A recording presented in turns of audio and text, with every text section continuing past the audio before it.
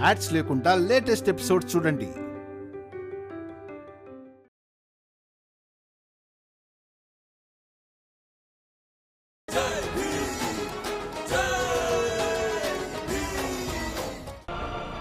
నరోత్తమ్ జోషి,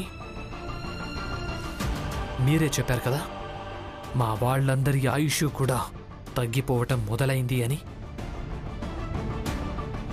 ఇక ఇప్పుడు మీకు కూడా శిక్ష పడేదాకా సమయాన్ని లెక్క పెట్టుకోండి.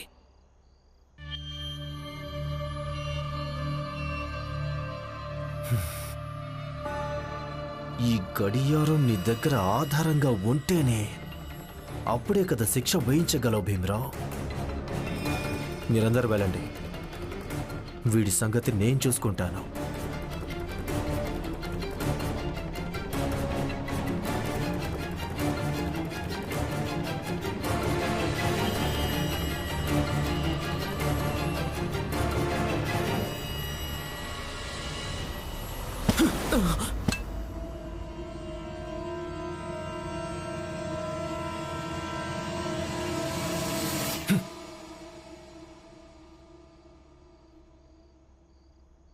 ఏంటి ఇది? ఈ గడియారం రేపు ఈ గడియారం చూపించాలనుకున్నావు కదా, ఒక ఆధారంలాగా. ఇక ఈ గడియారం ఉండదు, అలాగే నీ దగ్గర ఎలాంటి ఆధారము ఉండదు.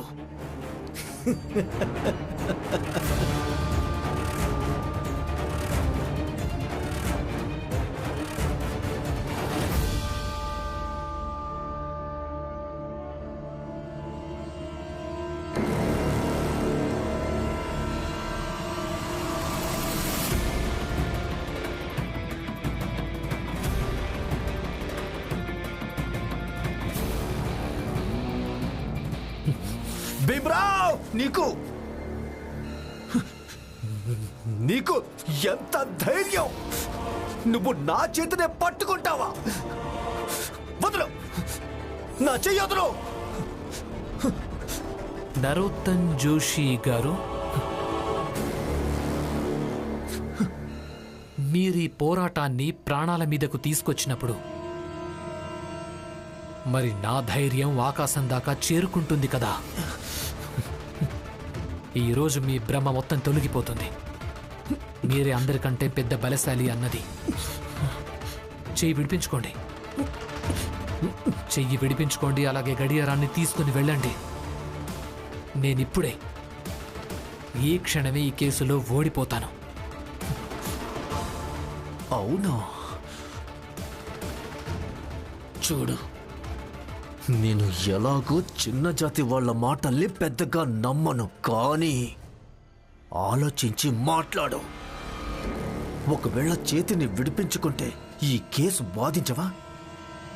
చెప్పు. ఆలోచించాను, నేను వాదించను.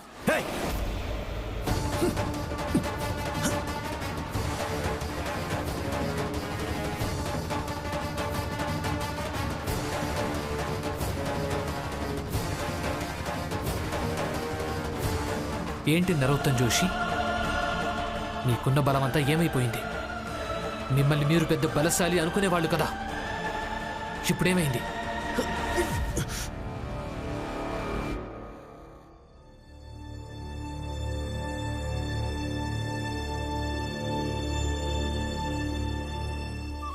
దీపక్, దీపక్, నువ్వు బానే ఉన్నావు కదా? దీపక్, దీపక్, దీపక్.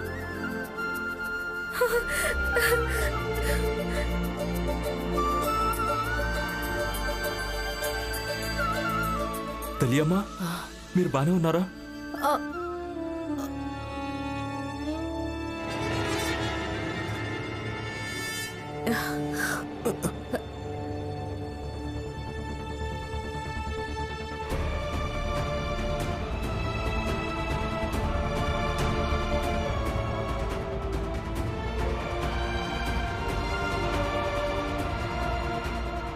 మెల్లగా.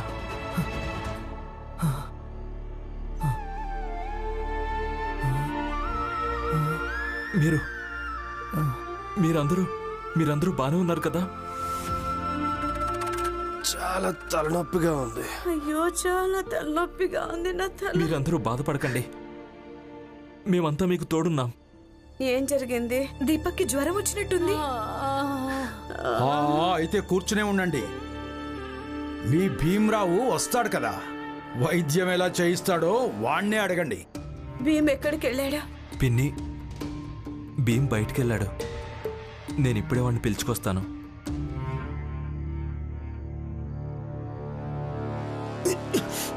మీకిప్పటికీ అర్థం కావటం లేదా? ఈ బలం నా ఒక్కడిది మాత్రమే కాదు, ఇది మా జాతి వాళ్ళందరి సామూహిక ఆకాంక్షల పట్టు. ఇది దీన్ని ఊరికే విడిపించుకోలేరు మీరు.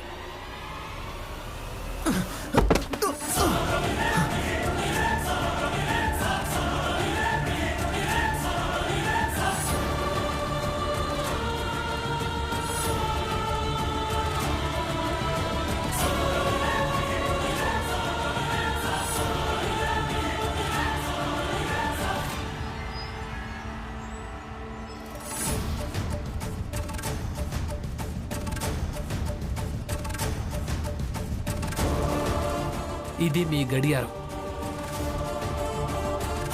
రేపు న్యాయస్థానానికి ఆధారంలాగా దీన్నే సమర్పించడం జరుగుతుంది. ఇక రుజువైపోతుంది మీరే ఆ నీటిలో విషం కలిపారు అని. అలాగే మీకు శిక్ష వేయటం కూడా జరుగుతుంది. నరోత్తమ్ జోషి. భీమ్, అందరూ స్పృహలోకి వచ్చారు. జ్వరం కూడా తీవ్రంగా ఉంది, తలనొప్పి కూడా ఉంది. అందుకే ముందు నువ్వు పద.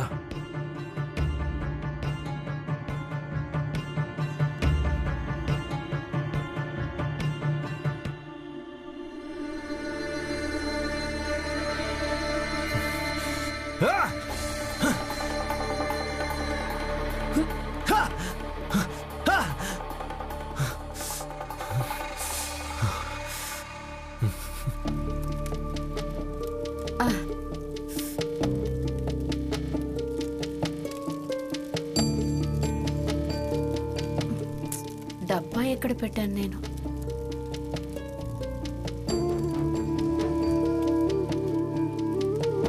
జీజాబాయ్, ఆ, నీకోటి చెప్పాలి. చెప్పండి. ఈరోజు నువ్వు భీమ్కు, మాకు, మన జాతికి ఎలా సహకరించావో అది చాలా మంచిగా అనిపించింది. మీకు, మన జాతికి నేను ఎప్పటి నుంచో సహకరిస్తూనే వచ్చాను. అలాగే నా ప్రాణాలున్నంత వరకు సహకరిస్తూనే ఉంటాను. ఎందుకు సహకరించను? ఎంతైనా నాకు మీతో బంధం ఉంది. నేను ఈ జాతిలోనే పుట్టాను. ఇక నాకు కూడా మన జాతి అంటే అభిమానం ఉంది. కానీ ఆ భీమ్కి నేను ఈరోజు సహకరించలేదు, ఇంతకు ముందెప్పుడు సహకరించలేదు, ఇక ముందు ఎప్పుడు కూడా సహకరించబోను. జీజాబాయ్, కొంచెం నువ్వు ప్రశాంతంగా ఉండు. అసలు నేను ప్రశాంతంగానే ఉన్నానండి. ఇలా చూడండి, నేను మీతో వాదించడానికి ఏమాత్రం సిద్ధంగా లేనిప్పుడు. అలాగే నాకు వాదించాలని కూడా లేదు. ఇక మీరు వెళ్ళండి, వెళ్ళండి, నన్ను పనిచేసుకొనివ్వండి. నాకు చాలా పనులున్నాయి. ఆలస్యం అయితే అందరూ నన్నే అంటారు జీజాబాయి ఆలస్యం చేసిందని.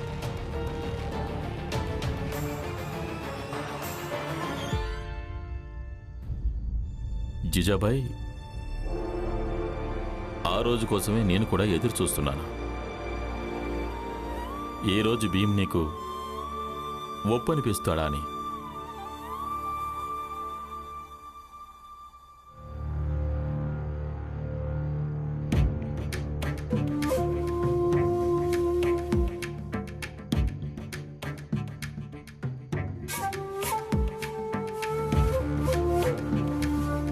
నరోత్తమ్, బాధపడాల్సిన అవసరం ఏమీ లేదు. ఏం జరుగుతుందో జరగని. లేదు, ఏం జరుగుతుందో జరగని కాదు.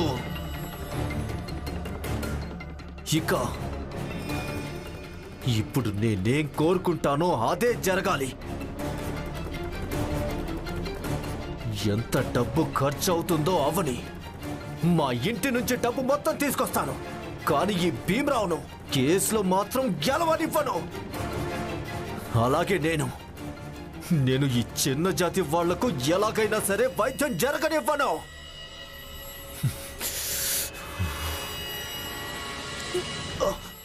ఏం పర్వాలేదు నరోత్తం, ఈ భీమరావు కేసులో గెలవదు.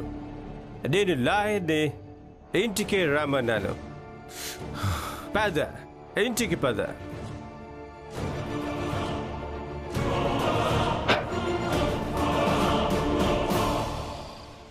హితేష్ బాబాయ్, తినండి తినండి.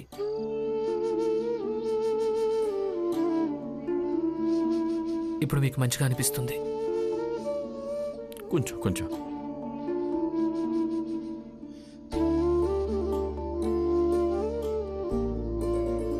పిన్ని, మీరు కూడా తినండి.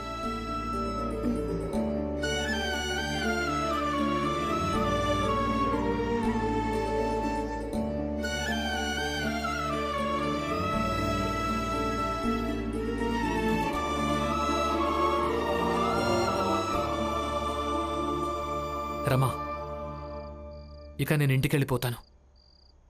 రేపటి కోసం ఏర్పాట్లు చేసుకోవాల్సి ఉంటుంది. రేపు కేసులో ఎట్టి పరిస్థితుల్లోనైనా గెలవాల్సి ఉంటుంది. నేను వస్తాను. ఆగండి. మీరింటికి ఎందుకు వెళ్ళాలనుకుంటున్నారో నాకు తెలుసు. నేను మీ వస్తువులన్నీ తీసుకొచ్చాను. ఉండండి.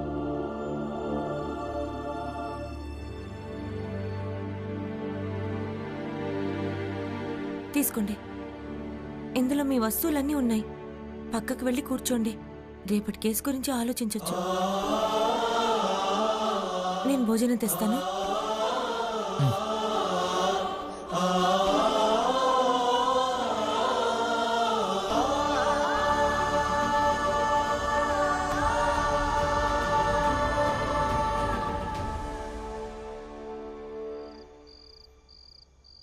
Come sit. లాయర్ గారు, మీరు కూడా త్వరగా రండి. భోజనం చల్లారిపోతుంది. Please sit down. చెప్పండి డేవిడ్ సార్, అంతగా ఏం కేసు వచ్చిందని మీరు నన్ను అర్జెంటుగా రమ్మన్నారు? చెప్తాను, వివరంగా చెప్తాను. కానీ ముందుగా భోజనం చేయండి. భోజనం చేస్తూ మాట్లాడుకుందాం. అలాగే మీకు డీటెయిల్గా చెప్తాను కూడా. సరే.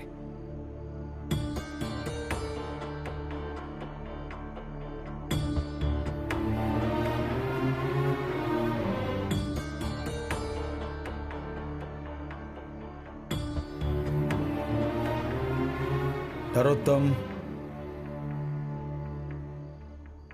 భోజనం చెయ్యి.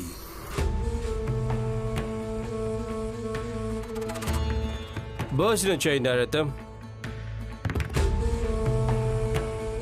నరోత్తం, అన్నం మీద కోపం చూపించకూడదు. తిను.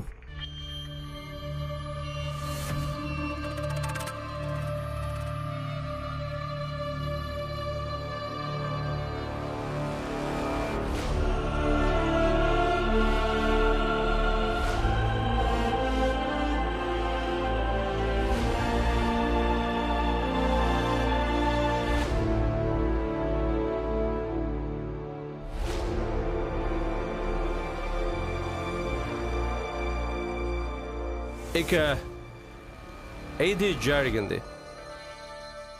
ఇక ఈ భీమరావు ఏమంటున్నాడంటే రేపు తన కేసు తానే వాదించుకుంటానని. ధైర్యం ఉన్న కుర్రాడు స్వయంగా కేసు వాదిస్తున్నాడు. లాయర్ గారు, నాకు తెలుసు వాడిలో ధైర్యం ఎందుకు పెరుగుతుందో. ఏంటంటే మాటికి మా పెద్ద జాతి వాళ్లతో పోరాడతాడు. ఇప్పుడు డేవిడ్ సార్తో కూడా వాదిస్తున్నాడు, గొడవ పడుతున్నాడు.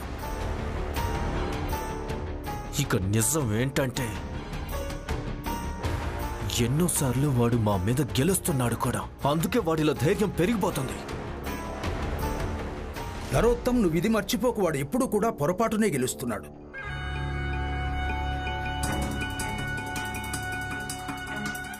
లాయర్ గారు, నిజానికి విషయం ఏంటంటే ఈ భీమ్రావు ఉన్నాడు కదా, వాడెప్పుడు చిన్న చితకా విషయాల్లోనే గెలుస్తాడు. అంటే చెత్త, వీధి దీపాలు, నీళ్లు అలాంటి వాటిలో అన్నమాట. ఈ విషయాలన్నింటిలో వాడెప్పుడు హంగామా చేసేవాడా లేదా ఏడుస్తూ తడుస్తూ ధర్నాలో కూర్చునేవాడు. అలాగే గెలిచేవాడు కూడా. కానీ అదే సమస్య పెద్దదైనప్పుడు వాడు గెలవలేదు. ఈ సాహెబ్ గారి బిడ్డ విషయం వచ్చినప్పుడు వాడు అందులో గెలవలేకపోయాడు. మీరిద్దరూ బెంగపడకండి. చూడండి, ఇదంతా మనల్ని భయపెట్టడం కోసం చేస్తున్నారు, కానీ మనం మాత్రం భయపడకూడదు. కానీ నేను భయపడుతున్నాను. తల్లులందరూ తమ బిడ్డల్ని ఎలా పెంచుకుంటారో అలాగే నేను కూడా నా బిడ్డను పెంచుకోవాలని. కానీ నేను అనుకున్నది తప్పు. ఇక ఇప్పుడు అది వాడి దురదృష్టం. అందుకే వాడు మీలాంటి పెద్ద పేరున్న లాయర్ని ఎదుర్కోబోతున్నాడు. వాడెలాగూ ఓడిపోతాడు. ఖచ్చితంగా ఓడిపోతాడు. ఇక మీరు ఏదో రకంగా కోర్టులో ఏం రుజువు చేయాలంటే డాక్టర్లు ఏ సమ్మె చేశారో అది సరైందేనని మీరు ఇది కూడా రుజువు చేయాల్సి ఉంటుంది. ఈ హాస్పిటల్ అనే ఏ సామాజిక వ్యవస్థ ఉందో అందులో వాడికి కూడా హక్కు ఉంది. అందుకే వాడు సామాజిక జాతిపరమైన వ్యవస్థ ప్రకారం నడుచుకోవాలని. నిజమే. ఇక హాస్పిటల్లోని డాక్టర్లు ఆ చిన్న జాతి వాళ్ళను హాస్పిటల్ లోపలికి వెళ్ళనివ్వడం లేదంటే అందులో తప్పే ఉంది. అన్నట్టు లాయర్ గారు, ఇంకొక ముఖ్యమైన విషయం. ఆ భీమ్రావుకు నా గడియారం ఆ చెరువు దగ్గర దొరికింది. మీరు ఈ విషయాన్ని కూడా చూసుకోవాల్సి ఉంటుంది.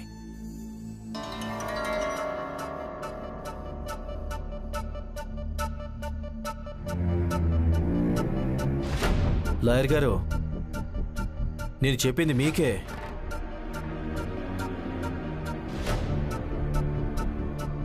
భోజనం బాగుంది డేవిడ్ సార్, తింటుంటే భలేగా ఉంది. My pleasure. లాయర్ గారు, మీరు చిత్రంగా మాట్లాడుతున్నారు. మిమ్మల్ని ఏదో అడుగుతుంటే ఇక మీరు ఇంకేదో చెప్తున్నారు.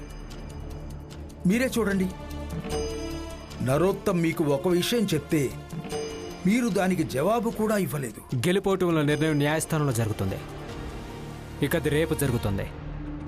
భీమ్రావు రేపు హాస్పిటల్ నుంచి న్యాయస్థానానికి వెళ్తాడు. న్యాయస్థానంలో భావాలు కాదు, తర్కం పనికొస్తుంది. నేను భీమ్రావుకు దిమ్మ తిరిగేలా చేస్తాను.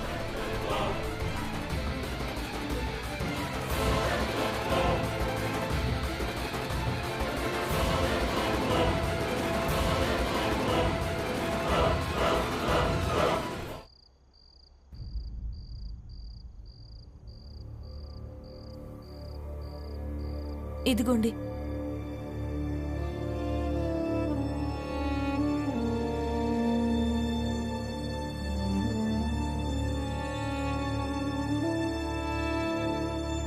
మీరు మధ్యలో కాస్త తినొచ్చుగా. తింటాను. రమా, రేపటి కేసు న్యాయస్థానంలో వాదించటం జరగదు. కోర్టుని ఇక్కడే హాస్పిటల్లో ఏర్పాట్లు చేయమని అప్పీల్ చేస్తాను నేను. ఎందుకంటే ఆరోగ్య విషయం భావాలతో ముడిపడి ఉంటుంది. నాకేమనిపిస్తోందంటే, జడ్జి గారు ఇక్కడ హాస్పిటల్కి వచ్చి మనం చెప్పింది వింటే గనక అప్పుడు ఆయన మన దుఃఖాన్ని, బాధను బాగా అర్థం చేసుకోగలుగుతారని. కానీ భీమ్, చట్టానికి భావాలతో ఏం సంబంధం? నిజానికి ఏమనిపిస్తుందంటే, చట్టం ఎంత కఠినంగా ఉంటే అంత ఎక్కువగా జనాలకు న్యాయం లభిస్తుంది. అదేం లేదు ఆనందన్నయ్య. చట్టం ఉన్నది ఎవరి కోసం? కుర్చీ, గుమ్మం, మేజాబల్ల ఇలాంటి జీవం లేని వాటి కోసం కాదు చట్టం ఉన్నది. ఇక చట్టం శిక్ష విధించడంతో పాటు మందు రాసే పని కూడా చేస్తుంది.